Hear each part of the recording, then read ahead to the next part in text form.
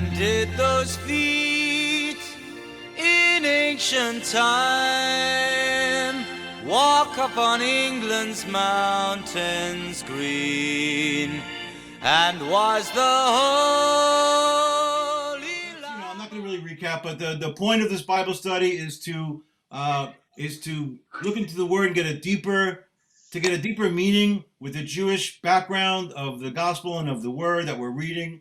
And it's also to encourage Gentile believers to share with the Jewish people, and I want to be able to equip you to do so, and I want to encourage you to do so, and that's why we read Romans 11:11, which says that your commission is to provoke the Jews to jealousy. We've been going through the Messianic prophecies. After that, we're going to look at the Trinity in the Old Testament.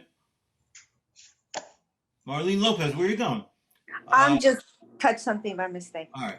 We're going to look at the Trinity in the Old Testament, and then we're going to look at the highlights of the life of Messiah, and then there's going to be a quiz. No, I'm just kidding. It's not going to be.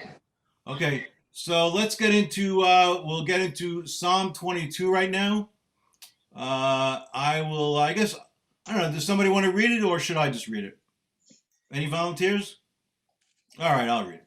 Doug, you want to read it? Yeah, I got it. Hold on. All right, Psalm 22.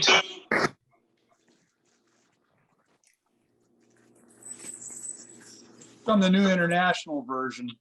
We forgive you. You know, we're all King James only, but, you know, we forgive. No, I'm just joking. You want me to read it in the Greek? I'm joking. Yeah, read in the Greek. A couple years. No. Psalm 22. Greek, Hebrew. Yeah, it's in Hebrew. What Greek? What are you talking about? What about the Septuagint? All right. Go ahead, read Psalm 22. Here we go. My God, why have you forsaken me? Why are you so far from saving me, so far from the words of my groaning? Oh my God, I cry out by day, but you do not answer, by night, and I'm not silent. Yet you are enthroned as the Holy One. You are the praise of Israel. In you our fathers put their trust. They trusted and you delivered them. They cried to you and were saved. In you they trusted and were not disappointed. But I am a worm and not a man, scorned by men and despised by the people. All who see me mock me. They hurl insults, shaking their heads. He trusts in the Lord. Let the Lord rescue him. Let him deliver him, since he delights in him. Yet you brought me out of the womb. You made me trust in you, even at my mother's breast. From birth I was cast upon you. From my mother's womb you have been my God. Do not depart from me, for trouble is near, and there is no one to help. Many bulls surround me, strong bulls of Bashan encircle me. Roaring lions tear their prey, open their mouths wide against me. I am poured out like water, and all of my bones are out of joint. My heart is turned to wax. It is melted away within me. My strength is dried up like a potsherd. My tongue sticks to the roof of my mouth. You lay me in the dust of death. Dogs have surrounded me. A band of evil men has encircled me. They have pierced my hands and my feet. I can count all my bones. People stare and gloat over me. They divide my garments among them and cast lots for my clothing. But you, O Lord, be not far off. O my strength, come quickly to help me. Deliver my life from the sword, my precious life from the power of the dogs. Rescue me from the mouth of the lions. Save me from the horns of the wild oxen. I will declare your name to my brothers. In the congregation I will praise you. You who fear the Lord, praise him. All you descendants of Jacob, honor him. Revere him, all you descendants of Israel. For he has not despised or disdained the suffering of the afflicted one. He has not hidden his face from him, but has listened to his cry for help. From you comes the theme of my praise in the great assembly. Before those who fear you will I fulfill my vows. The poor will eat and be satisfied. They who seek the Lord will praise him. May your hearts live forever. All the ends of the earth remember and turn to the Lord, and all the families of the nations will bow down before him. For dominion belongs to the Lord, and he rules over the nations. All the rich of the earth will feast and worship. All who go down to the dust will kneel before him. those who cannot keep themselves alive. Posterity will serve him. Future generations will be told about the Lord. They will proclaim his righteousness to a people yet unborn, for he has done it. Amen. Amen. So we've been reading Isaiah. We read Isaiah 53, where it mentions that Messiah would be pierced, or let's say someone. Let's play. I don't like to say devil's advocate. I hate that expression. Let's say it's about someone mysterious, and then in Zechariah it says someone will be pierced. And now again we see that someone will be pierced, and we're talking about the Messiah, obviously. My brother Jacob, why did you give that analogy you give with that famous historical? I hope I'm not waking you up. Can we get you anything? Coffee or anything? I'm in California. It's 7 a.m. here. Oh. Hey, why don't you give that, about the historical figure thing that you always say? Yeah. I like when you say that. Go ahead. Yeah, I think I may have stolen this from. I'm so old I can't remember what things I came up with and what things I stole. So I'm There not was sure nothing new under the sun, anyway. Don't worry. Oh, well, that's true. Yeah. Well, basically, the argument is sometimes when I get into discussions, I say, listen, if I told you that in history, I'm going to describe someone, I'm going to give you 3 hints, and you're going to be able to guess it. So I say to them, he was born in Corsica, and he was French, and he was a general. That's all they need. There's only one person that fits into that. 3 hints, and it's Napoleon, obviously. And he tucked his hand like this. Well, he was holding a cupcake. Remember that old commercial? Ooh. Anyhow, I'm aging myself. But my point is, of course, that with Yeshua, you have many more. I don't remember the number, 300 and change of his first advent. And so you have no place to go. It's a jigsaw puzzle. It's so intricate that there's this piece fits only one person, and that's obviously Jesus. So, and not to mention that this same person, this itinerant rabbi, was walking around, and he said that the Jewish families would split because of him. And now 2,000 years later, because they're arguing with me a lot of times, and I'm showing you that we're fulfilling prophecy. That prophecy we're fulfilling right now, that we're fighting over this. And who was it that he thought that who could say something like that? And it's coming true. God hasn't allowed his words to fall to the ground, to put it in a biblical way. So yeah, that's the analogy I use of this. That's good. I always like the Napoleon analogy. So let's go through this, section by section, not necessarily verse by verse, but it starts off with, my God, why have you forsaken me? Far from my help are the words of my groaning. Now, we've heard that before. That's what Jesus was quoting his predecessor from the cross. And people say, well, if he's the Son of God, why does he say that God has forsaken him? And there are explanations about that. And Doug, we want to cover that? I like delegating. You can see that. I don't want to. I'm like the rabbi. I delegate. Doug, please. What? I think. What? He's not even listening. Oh. I didn't follow that. Why? If you don't know the answer, it's okay. Why did Jesus say on the cross, my God, why have you forsaken me? If he's the Son of God, why would he say, my God, why have you forsaken me? Well, God can't look upon sin. Right. And he became sin for us, other passages say.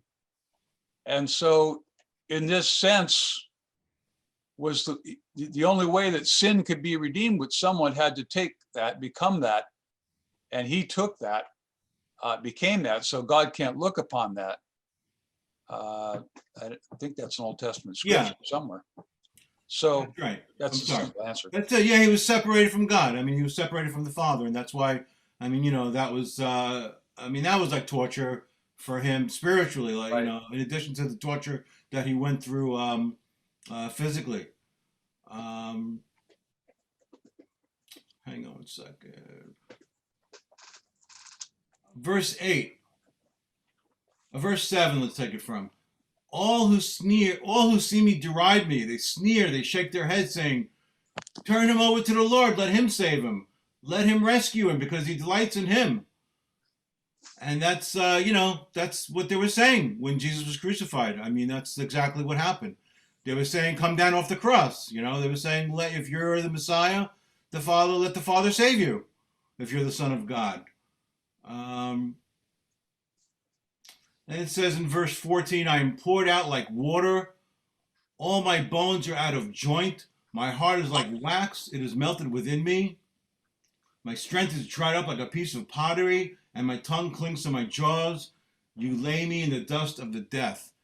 Again, that's such a description of crucifixion. Let's just keep on going. I'm going to get to the point in 1 second. Verse 16, for dogs have surrounded me. A band of evildoers has encompassed me. They pierced my hands and my feet. They pierced my hands and my feet. Now, there is some, if you speak to religious Jewish people, my people, you speak to rabbis, they will say that's a mistranslation. And what they will say is that's not what it says, but it actually says, like a lion, my hands and my feet. Because it's a little too close for comfort for them. And the difference between like a lion, I'm going to show you in a second, actually. The difference between the word like a lion, my hands and feet, and they pierce my hands and feet is basically this. I'll show you. And it's kind of like when Jesus was talking about a jot and a tittle. Tell me if you see this. Do you see this? Saw it for a second. Yeah, we saw it. You stole our yacht. That's a yud, okay? That's the one that says that's the one that says you pierce my hands and feet. I'm sorry. What is that? That's that's a yud. And this is a tav. Mike, we can't see the letters. You cannot see the letters. Oh, that's what I was asking you. We see we saw it for a flash, but now we're just getting mooned by you. Getting mooned by me. Oh no, that's terrible. Okay, 1 moment, please. 1 second, please. Nobody panic. Nobody move. Let's see what happens now. Share screen. Bang. How about now? Do you see it now? No. Nope. No, How about now? no. No? Okay. Well, you'll have to take my word for it. There's a very little difference between the yud and the vav. I don't know why you can't see it. Share. Oh, hey, share. I'm sorry. Boy, I'm going to have a lot of editing to do on this video. There we go. I'm going to have a lot of editing to do. I got a lot of work ahead of me now. There's the yud. There's the vav. That's the difference between like a lion, my hands and my feet, and they pierced my hands and my feet. And when Jesus talks about a jot and a tittle, you can see how similar that is. Jot and a tittle is like, just like a little difference. It's actually smaller than this, the actual definition of a jot and tittle. Now, I want to, since, thank God I'm able to share this here, I want to show you a video really quickly. Let me see if I can find it really quickly. There's going to be a lot of editing on this video, boy, I'm telling you. 1 moment, please. 1 moment, please. Yes, I believe this is it right here. Let me see. Hold on.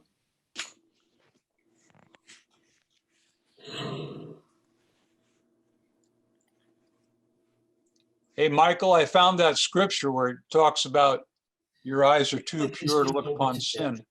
It's Yeah, go ahead, read it. Habakkuk 1:13. Your eyes are too pure to look on evil. You cannot tolerate wrong. That's how it starts out. So, Okay. Great. Also, hey, Michael. Yeah. Yeah, I wanted to point out also that it's kind of interesting. It's kind of interesting that, first of all, grammatically, it doesn't really make sense in Hebrew, like a lion in my hands and my feet. But even if it were, then think about it. What does a lion do to you? Right. You're with your hands and your feet. It pierces you. So it's kind of interesting that even if it's whichever way it goes, the person's hands and feet are pierced. I thought it was always interesting, but I'm going to show, this is my friend. I'm proud to call him my friend. I've had pizza with him, so he must be my friend. His name is Dr. Michael Brown. He's one of our chief apologists, Jewish believing apologists. He's a PhD, brilliant guy. And I have a little clip of him talking about this very passage. Hey, Can Mike. everybody see Michael Brown? Mike, Yeah. Yeah.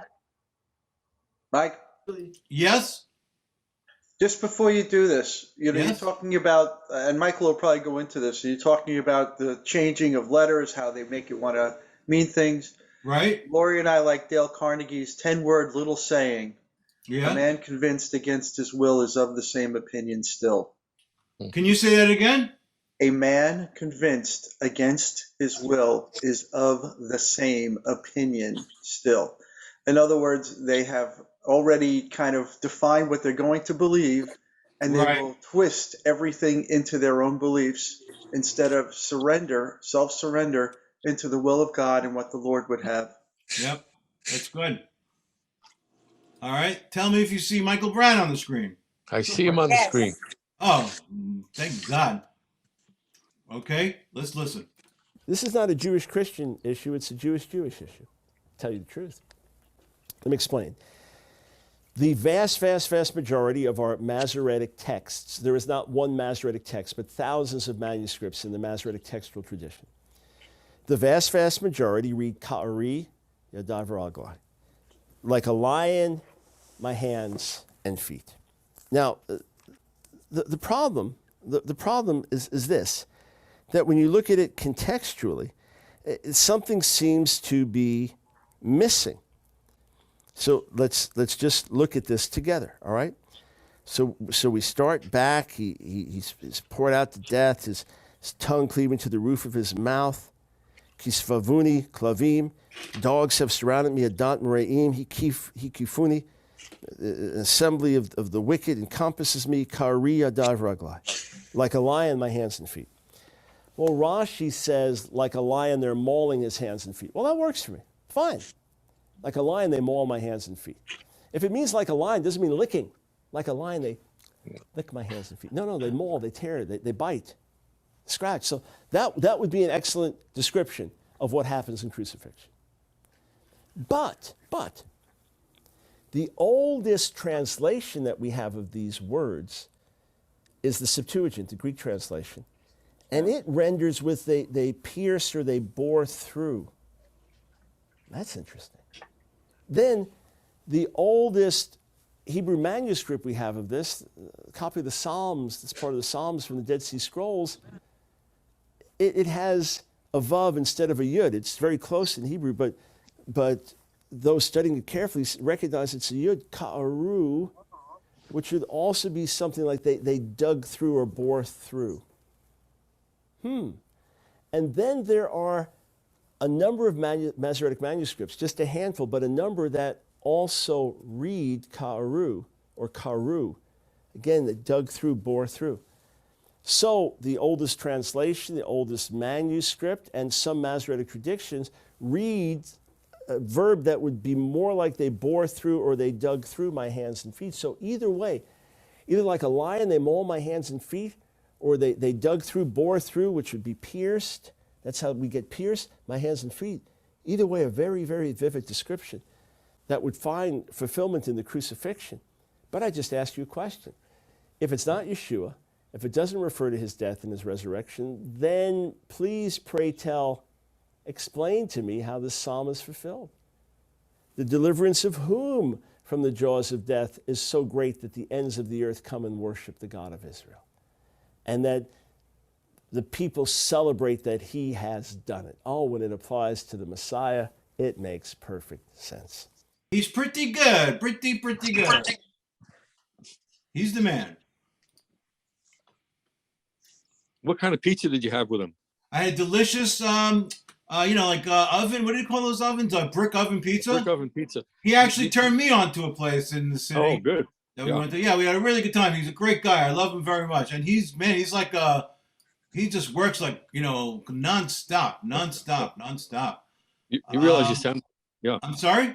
you sounded like Mom when you said delicious. Delicious. Delicious. That's what you said. Welcome to the family, people. Yeah, welcome to the family. That's my bro. Let's move right along here. So there's not a lot of rabbinical writings about Psalm 22.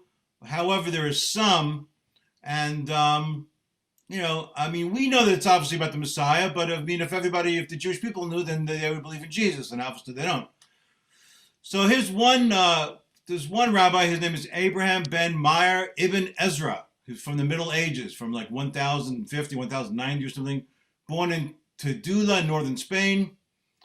And he interprets it and puts the words on the lips of the suffering Messiah. It says, it was because of the ordeal of son of David that David wept, saying, my strength is dried up like a potsherd, and my tongue sticks to my jaws, and you lay me in the dust of death. So he's basically saying in this Midrash, David describing the future suffering and death of the Messiah, the person who comes much, much later than him, who's from his bloodline. Okay, so that's what I wanted to just point out. Let's move along here. Hang on. Hey, Michael, there was a rock please. song. There was a rock and roll song that Yeah? used that phrase. Which one? That verse. They've pierced just a part of that Psalm 22, but I can't remember. I think it's "Hang On to Your Life," but I'm not sure. Anybody know? Oh, man, It used just the lyrics. I'll have to look it up. I'm a few bars. Mike and I will join in. Right.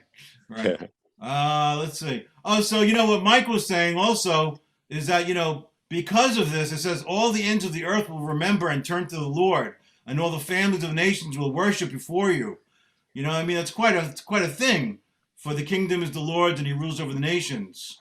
All the prosperous of the earth will eat and worship, and those who go down to the dust will kneel before Him, even He who cannot keep his soul alive. So obviously, like, something big happened, and this never happened to David. David did not fulfill this. So this must be about David's, is the word predecessor? No, predecessor is somebody who comes before. Ancestors coming before. What's the word? Help me out here. Well, I'm from Brooklyn. What's the word of... Descendant? What is it? Descendant? Descendant. Oh, thank you. This is... It might be a more sophisticated word, but I can't think of it. Well, anyway, Jesus is a descendant of David, and that's what David is talking about. Okay, let's move on. Let me just see what this is. One moment, please. I may have to edit this too. Remarkably, let me see this. Oh, yeah, right. I want to talk about this. Hang on one second. Let me just get this. Oh, we spoke about this, but I was supposed to show a video, but I'm going to show it now. How about that? Because I kind of want to bring it home. I don't want to just talk about it. I kind of want to show it. One moment. Yeah, I found the rock song. Go ahead. What is it? It's "Hang On to Your Life." Hang on to your life. I'm sorry, folks. Your life. Your Yeah, life. who does that song? No. Hey, listen. I can't even see it now. But look, it's one of the verses is they gape upon me with their mouths as a ravening and roaring lion. I am poured out like water, and all my bones are out of joint. My heart is like wax. So it's quoting. "Hang on to your life." Quotes it. And I remember listening to it as a kid. Because Who's that by? Yeah, who did that song? Hang on to this. Now you're making it hard. Okay. All right, just Google it. Come on. I am Googling it. It's not so easy. It's the Guess Who. The Guess Who. The Guess Who, right. I remember that song. We had the Greatest Hits album. When you say just Google it, I don't have a 14-year-old to help me with these things. I do. I just want to show you this. One moment. It's very quick. Share screen. Let's see. Tell me if you see this. I'm going to go share. Do you see that? Yeah. I see it, yeah. Who said yeah like that? Don't sound so enthusiastic. I'm sorry. I'm just kidding. Okay. This is from The Passion of the Christ.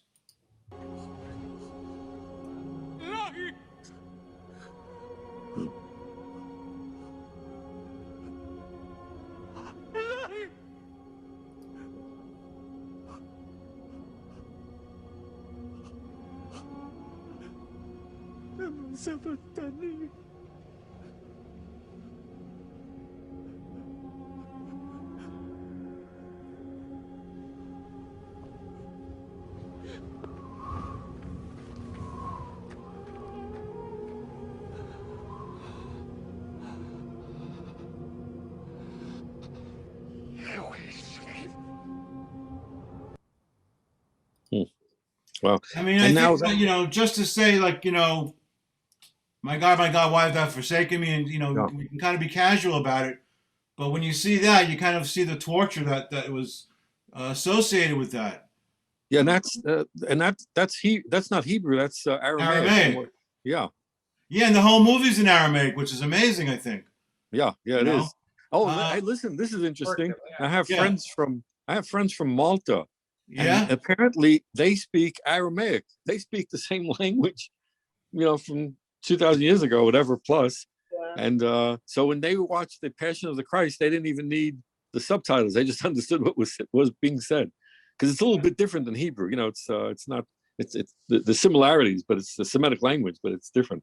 But I thought that was interesting. Well, Michael Rydelnik, my good friend, Dr. Michael Rydelnik, who Did you go with pizza with him? I've had many pizzas with him. Oh, okay. My good friend, Dr. Michael Rydelnik, who heads the Jewish Bible program, Bible Where study do you get program all these good friends? at the prestigious Moody Bible Institute. Well, I know people for many years. I'm very old. I'm many years old. He said, "Who's music? Who's playing music? I hear music now.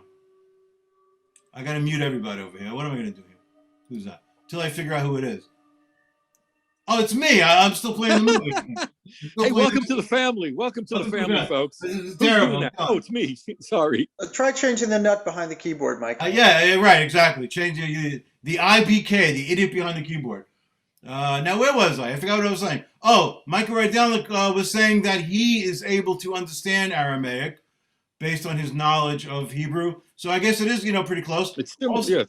yeah, it's similar. And also, there's a friend. I have a new friend that's on Facebook, and she is Assyrian. Not Syrian, but Assyrian.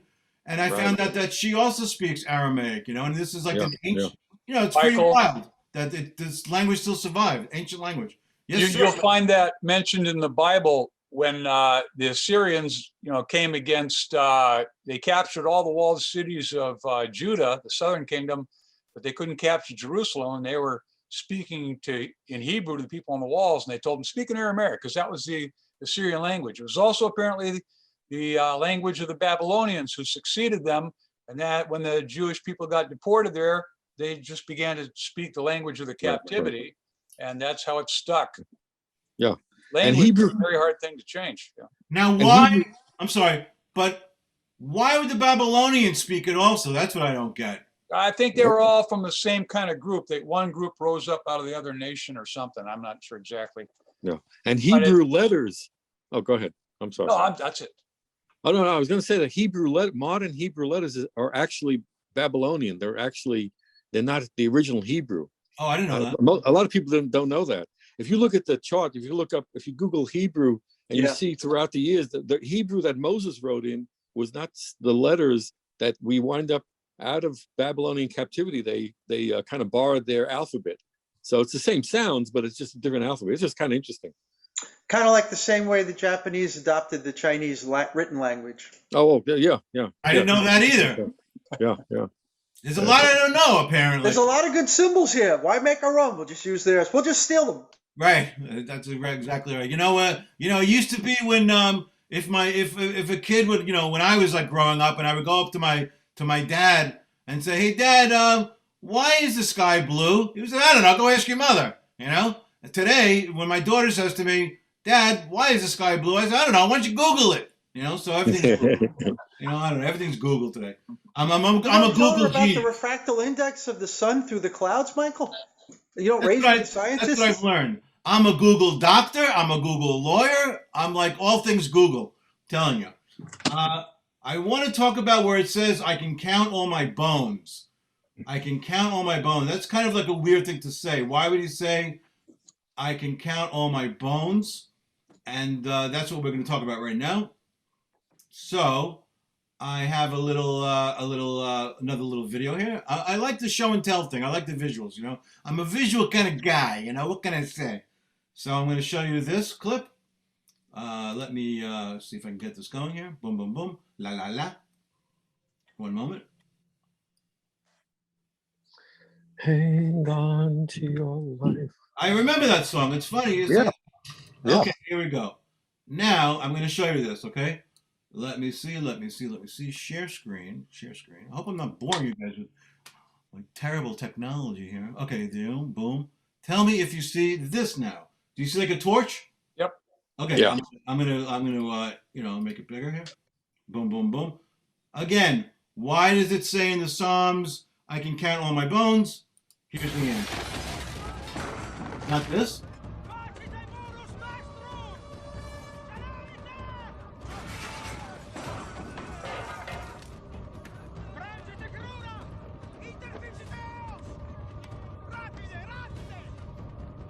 Ouch. Ouch. Ouch.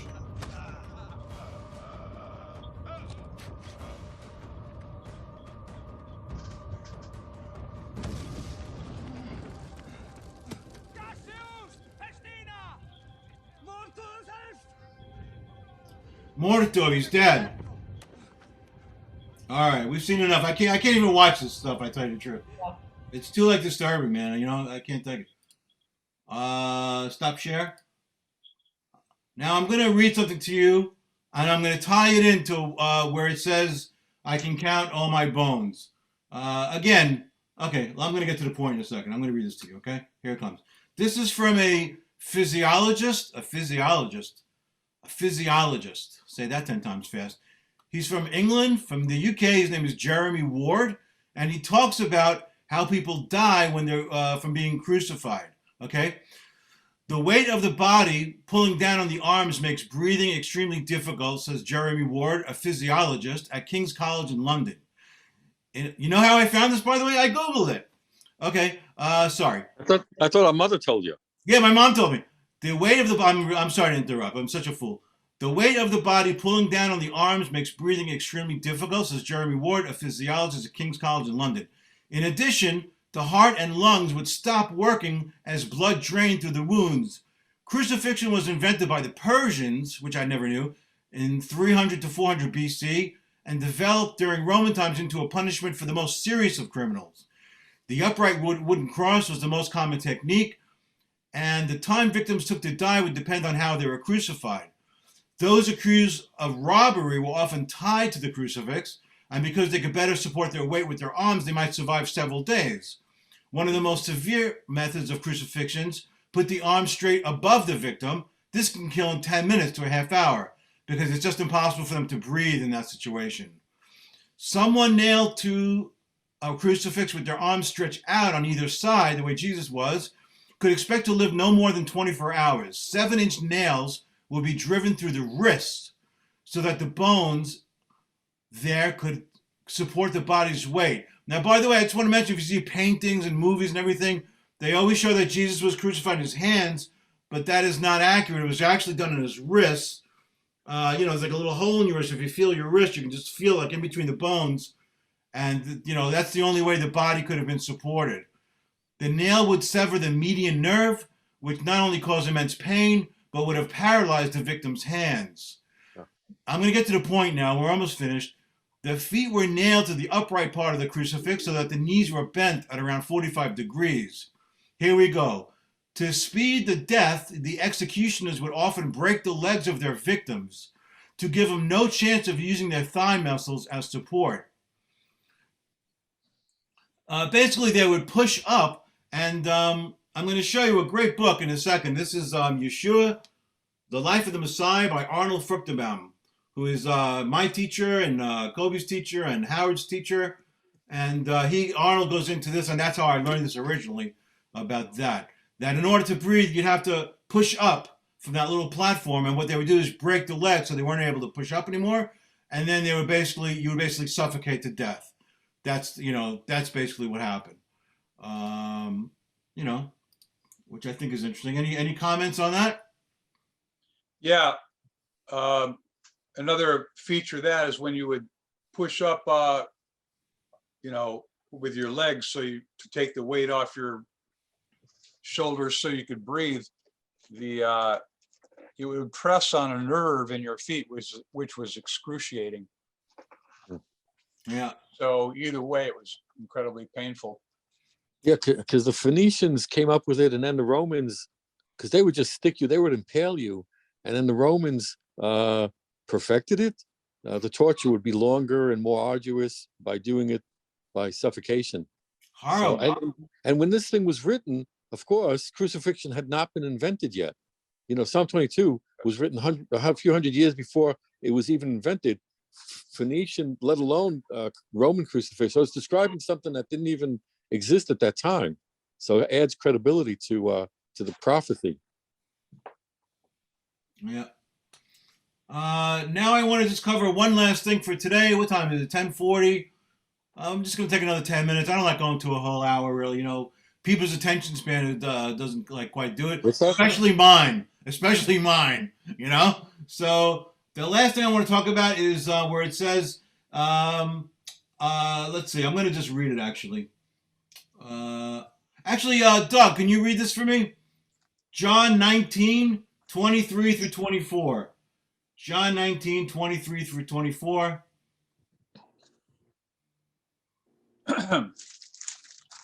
You see, you have a Bible. If you would have had it online, boom, you would have been there, right? Because you go on search. Got it. You go John 19:23, bang, you're there. When the soldiers crucified Jesus, they took his clothes, dividing them into 4 shares, one for each of them, with the undergarment remaining. The garment was seamless, woven in one piece from top to bottom. Let's not tear it, they said to one another. Let's decide by lot who will get it. This happened that the scripture might be fulfilled, which said, they divided my garments among them and cast lots for my clothing. Right, I'm just going to show you a scene. I'm a visual kind of guy. Like I said, I'm just going to show you another scene. This is from a great movie that I loved, the Jesus film, which came out in 1979. Maybe people might think it's a little dated, man. I think it's a great, great movie. The Jesus film, highly recommend it. And here it is here. Bang, bang, bang. Boom, boom, boom. Tell me if you see it. Hold on. You probably just see black right now.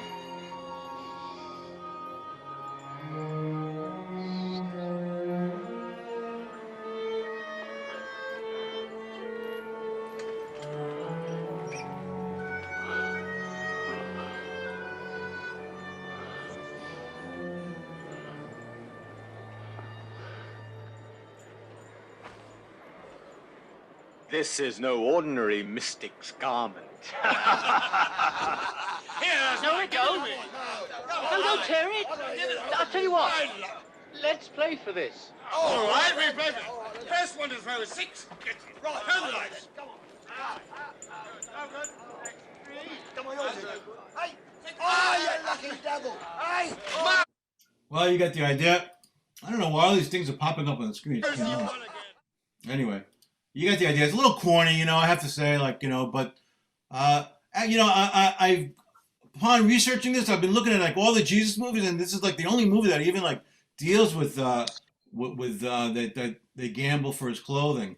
So that's why I showed that clip. And now I just want to, so that's to fulfill the prophecy, and that actually happened in Jesus' time. Now, according to can you see the book, or is it black? I showed it before. Did you actually see it? Oh, you can't see the book. That's so funny. I showed it before and nobody could see it. Oh, look at that. It's invisible. You have to pull it close. Yeah, let's see. Because your background screen kicks in. That is so funny. It's so weird. Look at that. Oh, you almost see it. All right. Well, you have to take my word for it. It's called Yeshua, the Life of the Messiah. And I have the abridged version because, for poor attention span people. And it's written by Dr. Arnold Fruchtenbaum. And this is what Arnold says. Our teacher, this is what he says, okay? The average Jewish male in the first century Israel wore 5 pieces of clothing. First, the upper garment. Secondly, the undergarment. I can speak like him. I do a great imitation of Arnold. Anybody want to hear my imitation? Secondly, the undergarment. Thirdly, a head covering of some kind. Fourthly, a pair of shoes. Sorry.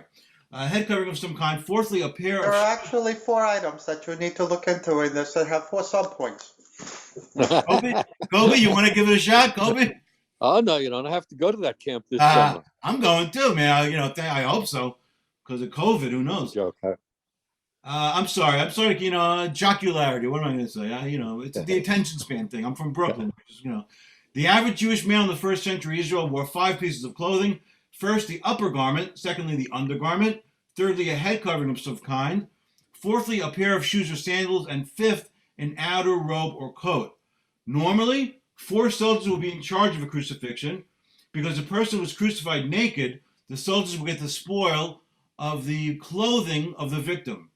Virtually every painting of Yeshua, Jesus, being crucified shows him wearing a loincloth.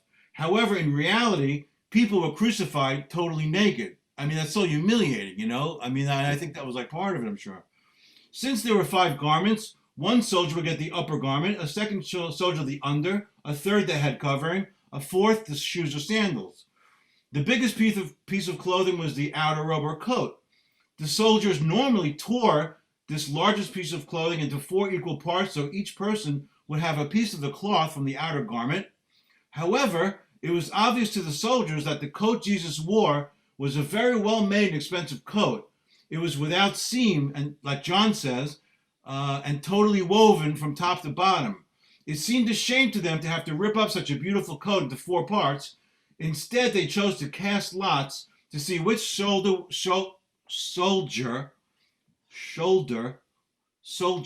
would receive the coat intact, not realizing by that doing so they were fulfilling an Old Testament Messianic prophecy that predicted this was exactly what the Romans would do. Psalm 22:18, they cast lots for my garments.